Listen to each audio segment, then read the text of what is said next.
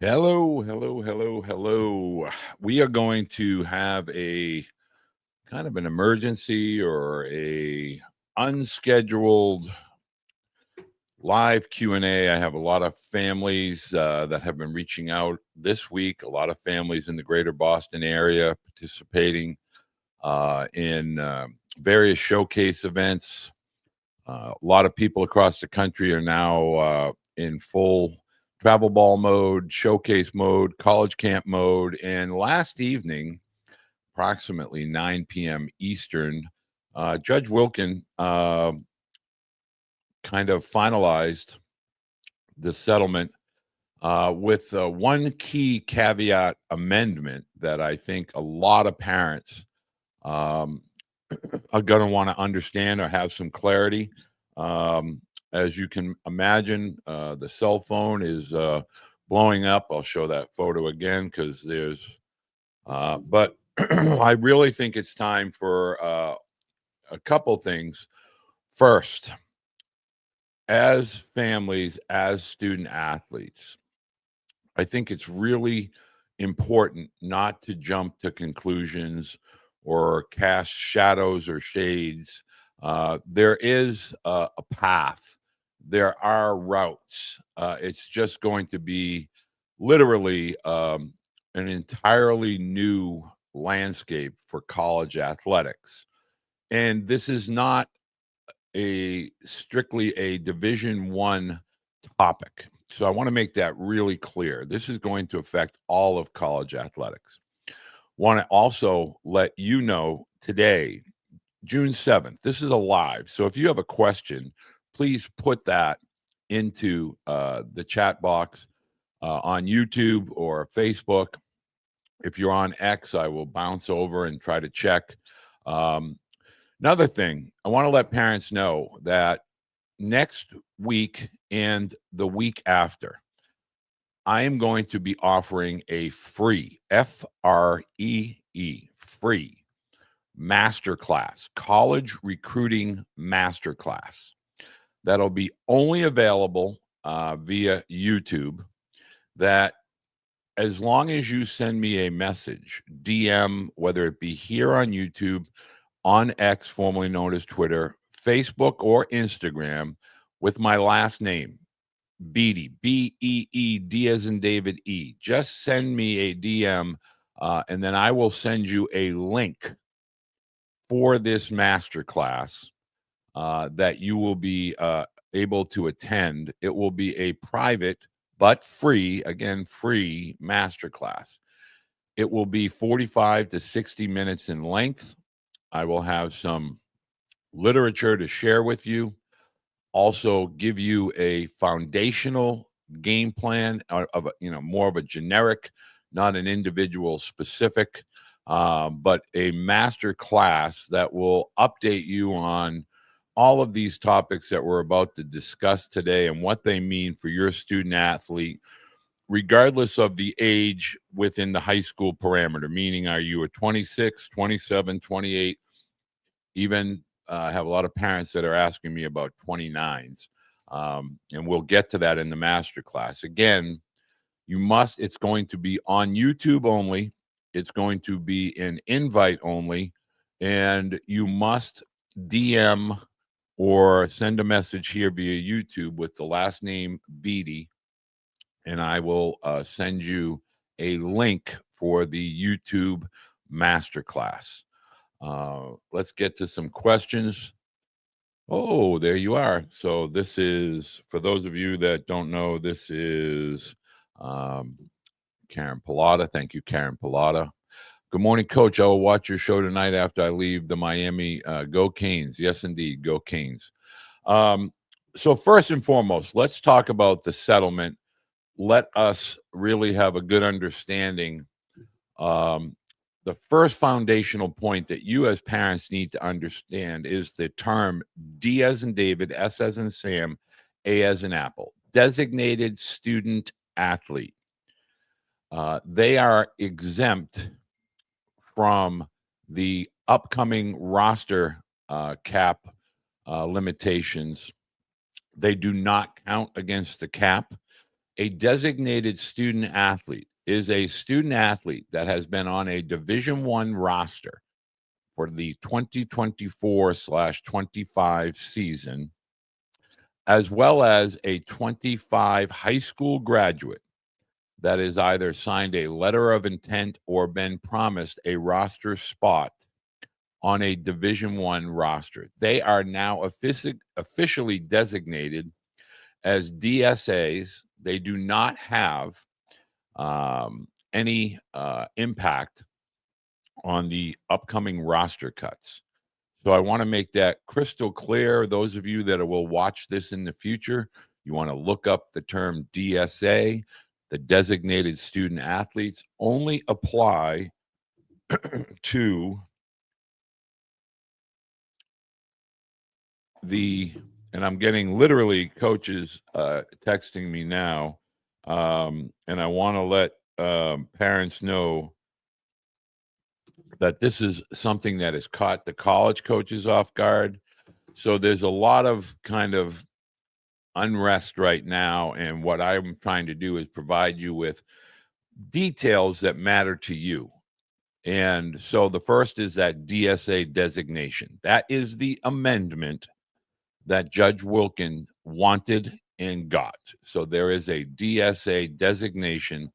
Athletes that were on a Division I roster for the 24-25 playing season, as well as the 25 high school graduates, the 2025 high school graduates that have signed a name, image, and letter of intent or have been promised a roster spot, they do not count against the cap. Now, does that mean that the college programs that these DSA student athletes are affiliated with has to abide by these rules? No, it is voluntary. It is voluntary. So that means if a school elects to simply cut their rosters with regard to baseball, going from 40 plus any athletes that were on red shirt or possibly gray shirt, that roster now for the fall of 2025 will be 38 with a spring roster of cap of 34. So schools can elect to carry the DSA athlete and not count against the cap, but that is voluntary. So that is step number one that every parent must understand. Okay, good morning, Archie. Is this something you ask to be designated? Sounds desirable, like a golden ticket. Tara, in your particular case, your student athlete is a DSA, as they have signed a letter of intent to attend a P4 school, and your student athlete is defined as a DSA according to the settlement amendment by Judge Wilkin. Can you still stay on roster and have scholarship money to be a DSA? Yes. DSA, just consider that to be the gray area. It only affects the athletes that were Division I designated last year, had a roster spot. They're not going to count. They can't lose a roster spot due to the settlement. Now, that is voluntary. That means that schools may elect to disregard that and just get down to their roster caps. For instance, in football, which is the biggest piece of this engine, it probably is 6 out of the 8 pistons that are going to be firing up this engine, maybe even 7 if we're all honest, and I'll get to that. But the schools, this is voluntary. So that's an important designation. I believe most schools are going to welcome the DSA student athlete, i.e. their current athletes that were freshmen this year or upperclassmen. The incoming high school recruit that signed a letter of intent, they're part of this. They're part of this DSA. So you will not impact not only the school that you're currently at, but any school that you may elect to transfer to. A DSA is not solely obligated to play at the school that they either were at or were likely to attend. If they were to In your case, Tara, if your student athlete was jettisoned and said, hey, there's no room at the end, I'm sorry, it's just not, we're not going to go by that. He could go to any school and not be affected by the roster cap limits. So again, DSA is like that get out of jail free card for every other Division I roster in the country. So that if you are removed from a roster in one school, you can go to another school. And if their cap is 34 and you're the 35th guy, that's fine. Now, obviously, that is going to be a window that will last, not only next year, but years moving forward. Once those athletes are designated at DSAs, that's going to follow them for their years of eligibility. Want to make sure parents understand eligibility. Right now, it's 4 years and 5, meaning you have 4 years of athletic eligibility to be completed within a 5-year window. And so as of today, there is no grandfathering clause coming with regard to a 5th year of eligibility. So it's very important for parents to understand all this JUCO blah, blah, blah that you think is a one-off as it pertained to injunctions, specifically the Pavia case with Vanderbilt. So I don't want parents to think there is no JUCO, go there, your years don't count, and then roll into a 4-year schools and you have 4 years of eligibility. No. That has not been addressed formally as we are talking today on June 7th, 2025. 4 years within 5. It is right now not going to be a 5th year of eligibility. Could that change? Possibly. I believe there's a lot of litigation ahead of us that is going to challenge the NCAA. So I want to make sure I address that first. Daniel, I think I just answered that for you, that as long as the 25s that were committed. So if your student athlete signed a letter of intent and they just recently graduated from high school, they carry that DSA tag for as long as they are a college athlete. So I want to make sure you understand this isn't a 1-year window. And I also want to make sure you understand this is going to be challenged in court in a myriad of different ways, but that's not for us to discuss today. Today is about designation of DSA, current D1 athlete that had a roster spot during the 24-25 season, or a high school 25 graduate that had a roster spot via letter of intent, as well as possibly either a preferred walk-on or they were promised a roster spot. And that's where the ambiguity is going to come in. But again, all of that is voluntary by individual schools. So understand that. So let's just use school A had 42 athletes last year. In the fall, they'll be at 38. In the spring, they need to get to 34. If you are a high school graduate and you are going into that school, your athlete does not count against that roster cap of 38 or 34. That means the school might have 35 or 36. And those other athletes do not, but gradually over time, that will begin to weed itself out. So that's number one. Number two, that I want to make sure every parent gets firm understanding.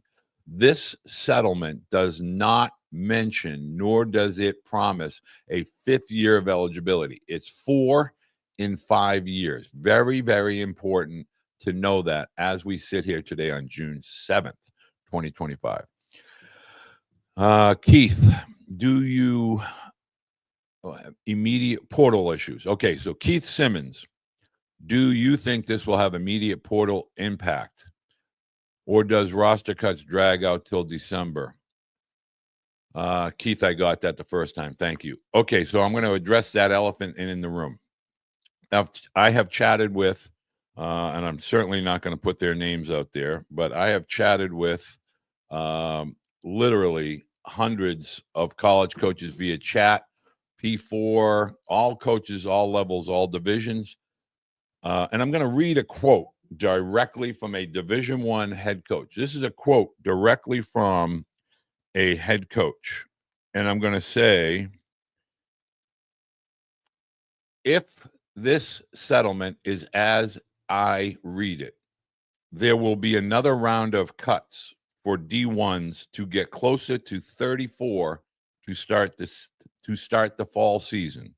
More guys going into the portal plus less available D1 roster spots equals good news for D2, D3, NAIA, and junior college programs. Period. That is a exact quote. So I want you to understand the portal as of July 1st is going to be a tsunami.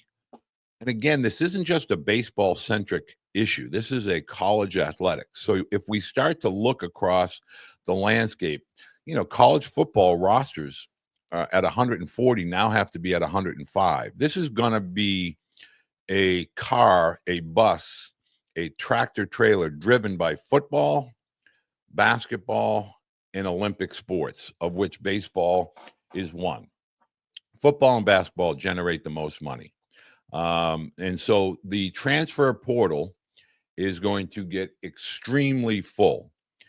And what this is basically going to do, as we have discussed over the last couple of weeks, is begin to, and I think every college coach that has joined me on the Coach's Corner on Thursdays has said the same thing. And it was very eloquently said by Matt Noon at Babson College. I encourage you to watch that video, where he said the pathway to college athletics now more than ever is find your fit, find your opportunity, get in, get going, create a resume. And we, again, Division threes are going to Division One. Division One fallbacks not only are coming into the NCAA portal, but they're going to get into the NAIA. The NAIA and NCAA Division III schools in particular are the winners, if we're looking for such a term, in this process, because now the talent is going to be spread out across the country. And I will promise you this: you will be, as families, you will want to know who these NAIA programs are, how they work, as well as the NCAA Division III, which used to be the little brother that got kicked to the curb. But as is the case, as we've been saying, we have student athletes from MIT transferring to Tennessee. So, extreme elite academic to extreme elite athletic conference and program. These are the things that you as families need to really begin to understand. And I also want to throw this caveat out there is you as parents, these showcases and you have to really widen your lens, and you have to prepare for what truly now lies ahead, which is the college opportunities were always extremely challenging to get into from an athletic, a size, a strength, a mental performance, a mental strength component. Now they're even more difficult and more challenging. And you need to be within a window of 8th grade to the completion of your junior year, maximizing those years. And that's a topic in the masterclass that we'll cover. DSA, I don't understand. Dog days. I'm talking to you, dog days. DSA, designated student athlete, equals a student athlete that was on a Division I roster, any sport, for the calendar year of 24-25, or a high school graduate in the 2025 graduating class that signed a letter of intent or was promised a roster spot for the fall of 25 and 26 playing season. That is a DSA. No one else can ever be deemed or designated as a DSA other than that qualification that I just outlined. Period. End of story. Done. No one else is a DSA. Schools will choose to designate not players. Correct. players can't designate. In other words, if you're a current student athlete on a Division I roster, you're a DSA, period, end of story. But unless you signed a letter of intent at a Division I school where parameters of a scholarship or roster spot were definitively outlined in a document that was signed by you, if you got a verbal for a roster spot, that will be determined by the college or the university, not by the family or the athlete, period. Reed Kendall, will choose to designate. He's saying power conferences want to issue rules stating DSAs can't receive revenue share or any. Okay, so Michael, I want you to understand. Here's the deal. This whole settlement is going to lead to further litigation. How you say potato, he says potato. There's a whole bunch of ambiguity and gray in this settlement. And I want you to understand, as parents, you want to kind of stay within this certain line, because the minute you go outside, it gets a lot more convoluted. And I want you to understand there's $2.8 billion that is going towards the settlement portion that'll be distributed to athletes as far back and backdated to 2016. So if you were a Division I athlete, I think it might work out to $1,000 per playing season from 2016 to 2025. That's the $2.8 billion. Then the revenue sharing. And now here's point number 3. Revenue sharing from this point forward with regard to name, image, and likeness. Athletes can negotiate their own deals. And so there's going to be a committee that is set up to oversee, an oversight committee. The P4s will designate their own oversight committee that will probably not be part of the NCAA oversight committee. And that will oversee rosters, name, image, and likeness, how the athletes are receiving money from the revenue sharing. But bear in mind, each year of revenue sharing is $22.5 approximate million. Of that, approximately 80 to 85% will go to football players. Maybe 5 to 10% will go to basketball, and the rest will go to all the Olympic sports at colleges and universities. And what I want parents to understand is there's Title IX implications. That's going to have to, feasibility study for a lot of these schools is going to have to be conducted as to aid that's distributed through the revenue sharing. And then the name, image, and likeness, a lot of that is going to be athletes will become their own brand. So the Walter Beede brand, if somebody wants to come to me and say, I'm going to pay you because you're part of school X, okay, I don't necessarily have to report that, but there is going to be some oversight, and there's the gray area that lies in the weeds, as far as athletes now are going to be paid and compensated in some cases while they're in high school to guarantee them to try and get their feet on campus. And so there's going to be a lot of murkiness. There's going to be that oversight committee that regulates the boosters and the companies that are affiliated with the school through advertising. So this is all going to get very, very murky. DSAs can't receive revenue share or any partial scholarship, or they'll count against the roster. It's a distinctive to designate players, prevent stockpiling. Right.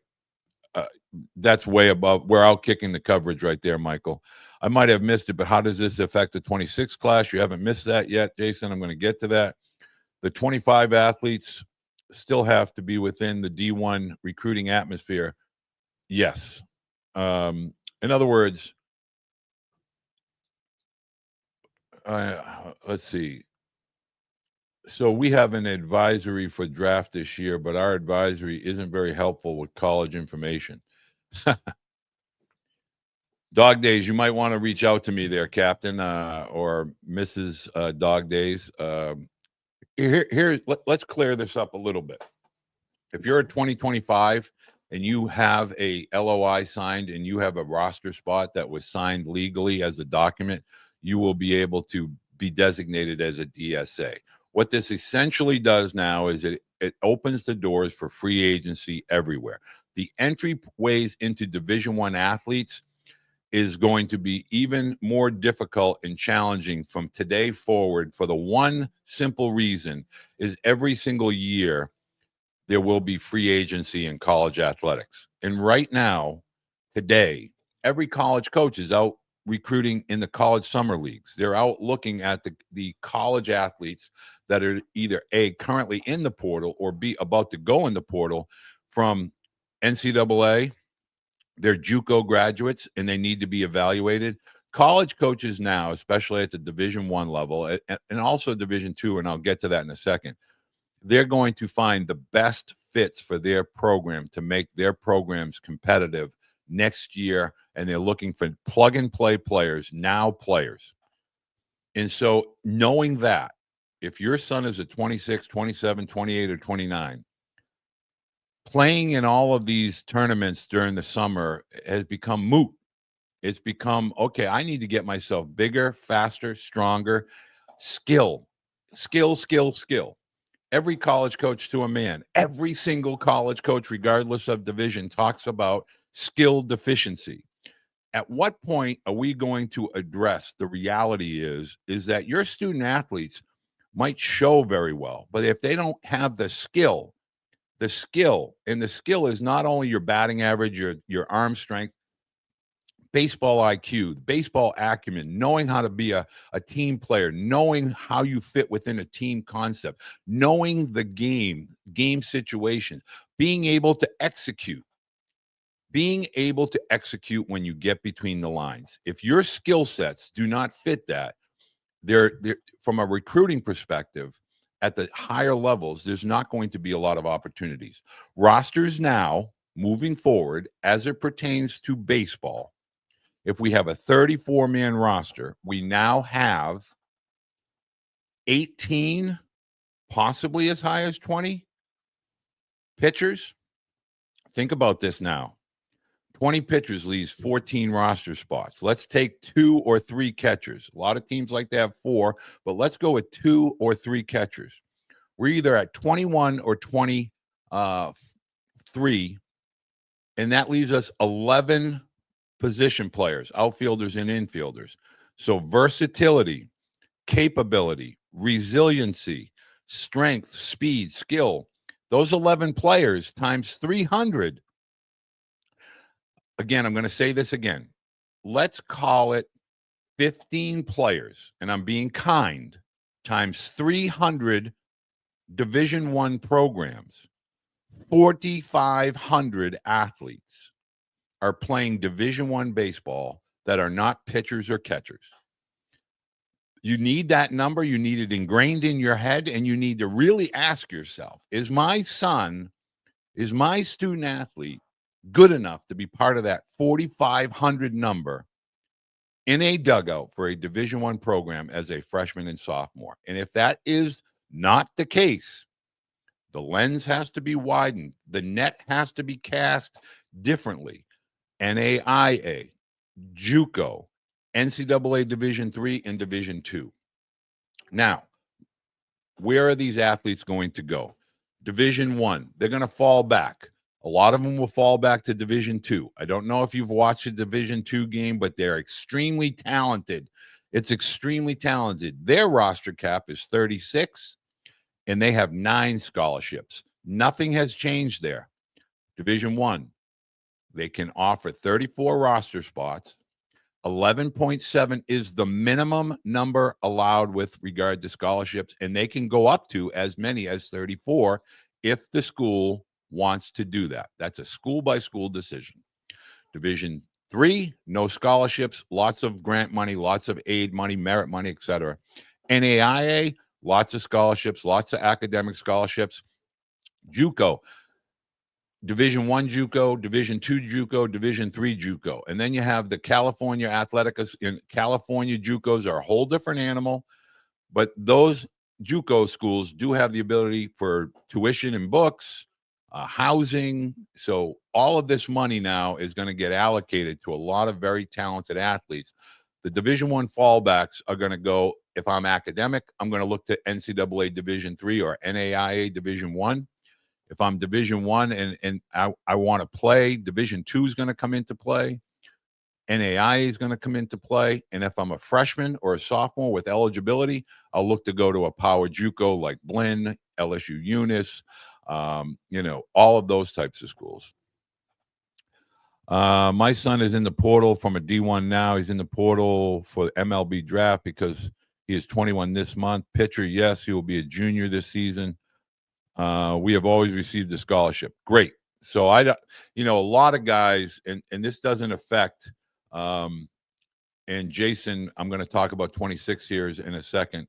The draft and the portal, that's a leverage play. I don't want to spend too much time on this, but a lot of the older athletes that are juniors, or let's say draft eligible sophomores, draft eligible juniors, or rising seniors, and they want to up their draft status, they go into the portal and they try to find who needs and who's going to spend money on me, and how can that offset my MLB draft, bonus. And so that's a leverage play. And it with 20 rounds of the MLB draft, you're trying to leverage yourself as much as possible. So good luck with the draft. I'm happy to help you. I do a lot of that with families with regard to the draft and help them navigate that. Let's see. Jason, I might have missed this. How does this affect the 2026 class?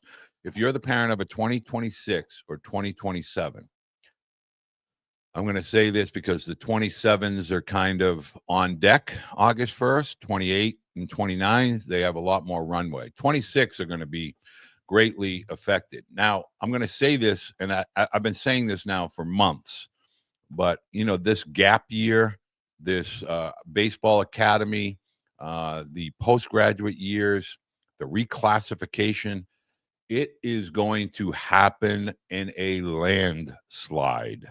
You are going to see thousands of high school graduates or high school athletes across North America. I include Canada. I deal with a lot of athletes from Canada, as well as obviously domestically.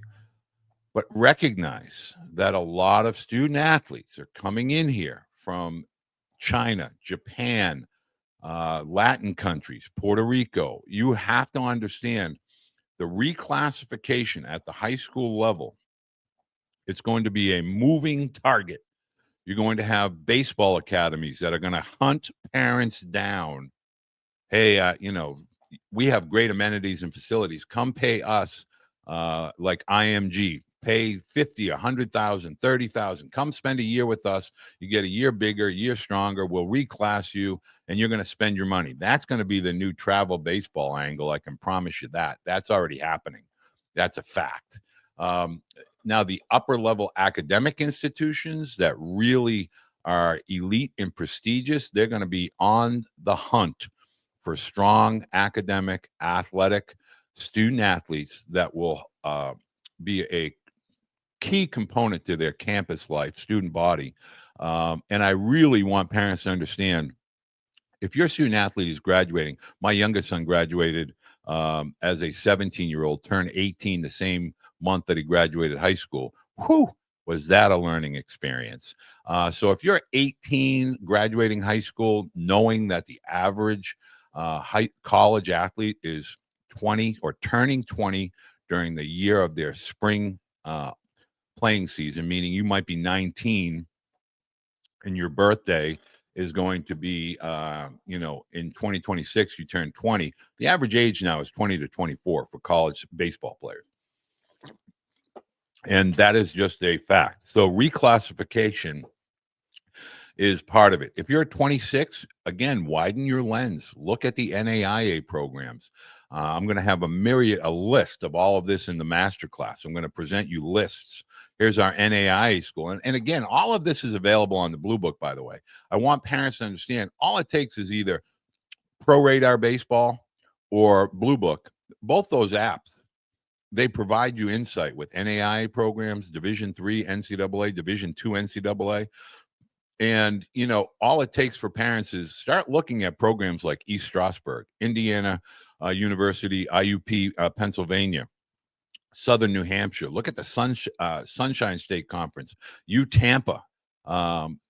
Again, now look at NAIA. LSU Shreveport went 59-0 with a bunch of JUCO graduates. This landscape now is for the guys or the athletes that are strong, mentally and physically strong, skilled, fast, athletic. And again, there's a certain level of talent that is necessary. And every year, you're competing for your roster spot. Just because you get a roster spot doesn't mean you can keep your roster spot if you're not performing up to the standards that that coaching staff is seeking. Again, it used to be you got into a school and you kind of stayed there and sat around for 4 years. That's not the case. Coaches now are looking at all components and they're making a decision as a staff. Does this athlete give us any opportunities to get additional wins next year? Is this athlete helping us? Is he stagnating or is he hurting us? You don't want to be stagnating and you don't want to be hurting anyone. So the 2026s and 2027s want to open up their communication channels, really have a good understanding of where your athlete fits. That's what ties in with the evaluations. Been working with families on these evaluations all week, and some of these athletes simply are not strong enough. They're not fast enough. They have some skill, but they're being told something that just simply is not accurate. Caleb Blair. Caleb, thank you very much for joining us. Okay, Dog Days, I just want to, you're going to want to send me a message if you say, if your son is a pitcher and you think he's going to be drafted, you need to send me a message. Here's the other thing before I get to these other messages, and I have a whole boatload of messages.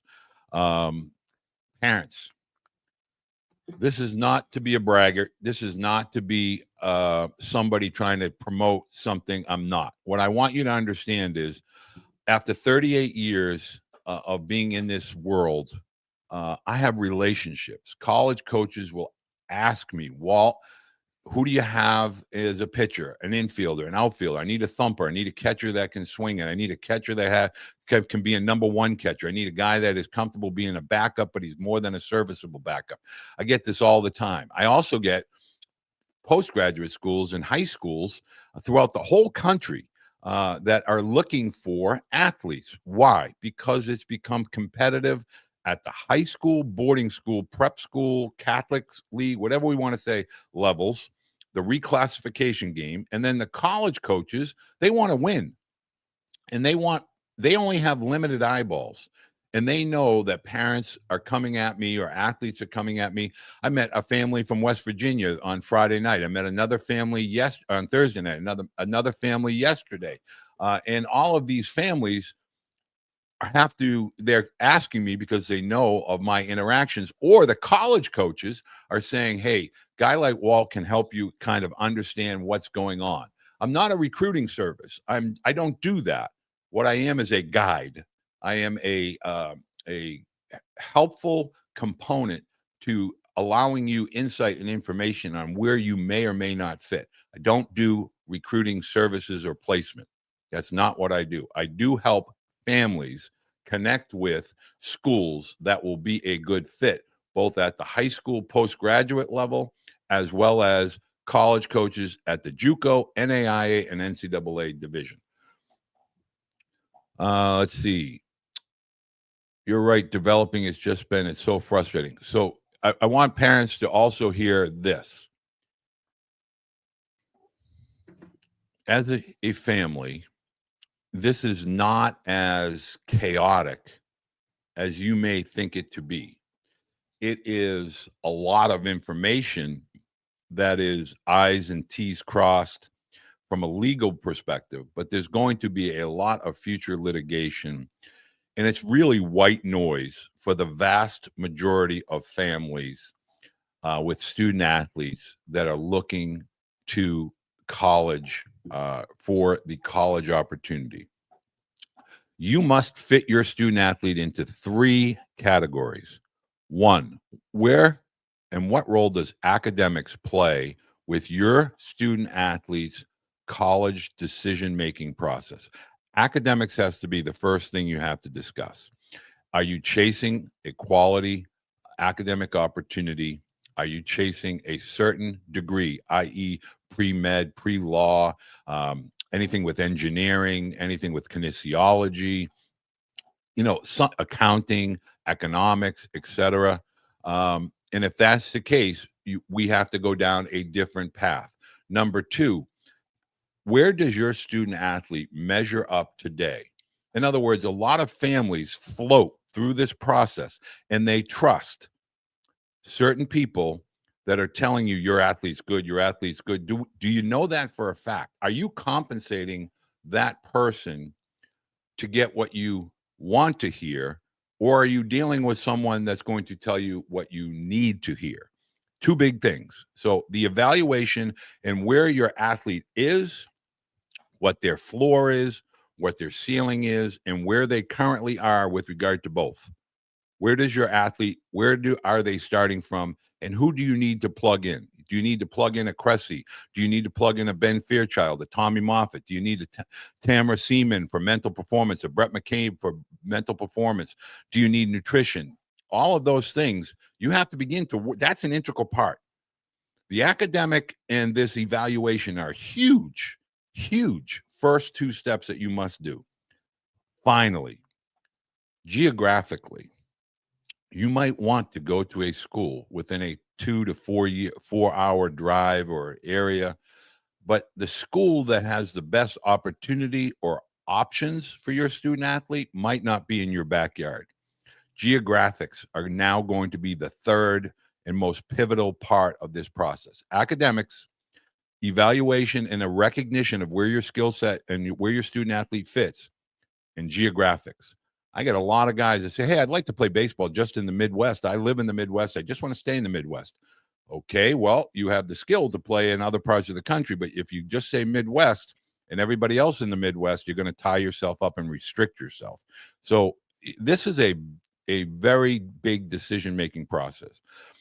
Couple key points before I wrap up. One, name, image, and likeness is not going to be for everybody. Don't get caught up in it. Don't chase name, image, and likeness. Name, image, and likeness is going to be really for the elite tier one, and I've discussed this in previous videos, tier one high school athletes that have a major league draft skill set that Division I schools want to get on their campus.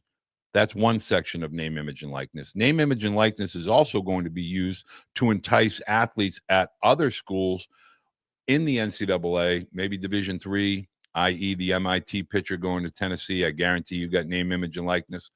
If you're a name, image, a Division I athlete and you've performed above and beyond and you had this much name, image, and likeness opportunity, now there's a market for you to get this much. That's where name, image, and likeness monies are going to be done and dealt with. So as parents of high school athletes, name, image, and likeness initially is not part of your decision-making process. Again, unless you're a tier one athlete. Finally, want parents to understand, where are you allocating your time? Where are you allocating your resources? And where are you trying to go?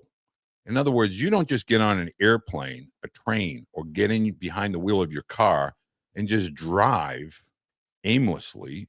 You have a destination in mind.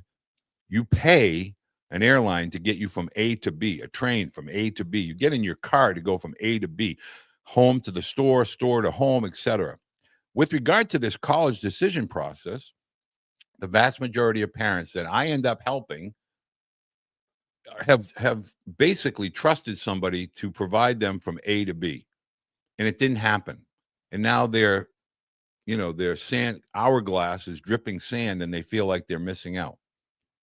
Start your process focused on the evaluation, where you are skill set wise, strength wise, speed wise, and school wise.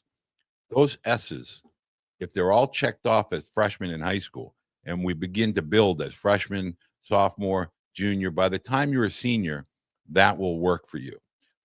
College coaches are no longer not happening. Don't worry about what people are saying. They're not in a hurry to recruit you. They're not in a hurry. Why do they need to be in a hurry? they're going to make the right decision for the best fit for their program. Period. End of story. So on Tuesday, Dog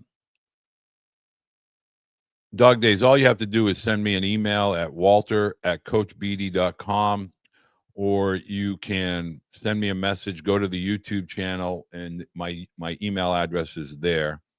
And this account obviously has a student athlete, and they're now a junior, they're draft eligible, and it's crazy. All right, he is at Cressy Gym right now. Okay, I know, Eric, if you're at Cressy anywhere in either Hudson, Mass, or Florida, just ask him, hey, can you tell me how to get in touch with Walter Beede?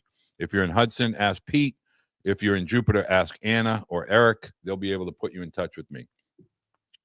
Parents, you need access, but you need information.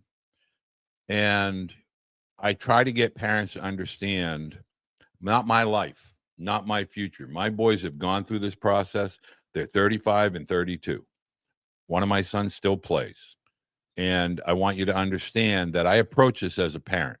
It's your student athlete's life. I know what it feels like as a parent. I want you to understand why that's important.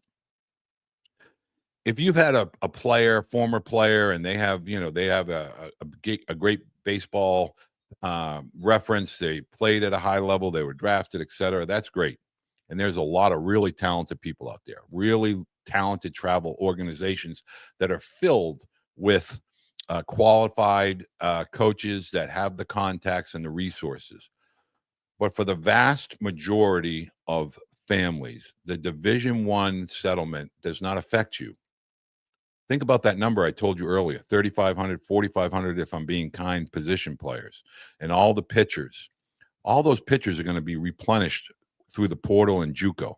Why? Because they have college experience. It's just a fact. That's just the way this works. NAIA students going to NCAA, NCAA going to NJCAA, NJCAA going to Division III NCAA, Division II NCAA, NAIA Division I and II.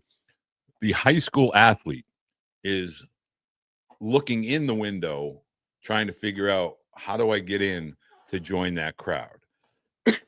And you need to begin to understand, slow your process down, get your evaluation, know where you stand, hear what you need to hear, open the ears, open the eyes, and be open to suggestions that will allow your athlete opportunities. Don't worry about the settlement. It really is just dealing with the Division I athletes, a finite number. Matt Noon, Dax Norris at UNO, Craig Noto at Wagner, Greg Mamula at Delaware, Tim Corbin at Vanderbilt, Jim Schlossnagel, Jay Ullman at Tulane. I mean, I'm talking to coaches every day, and they are all slowing down and dealing with the portal, identifying fits, and then recruiting those potential fits.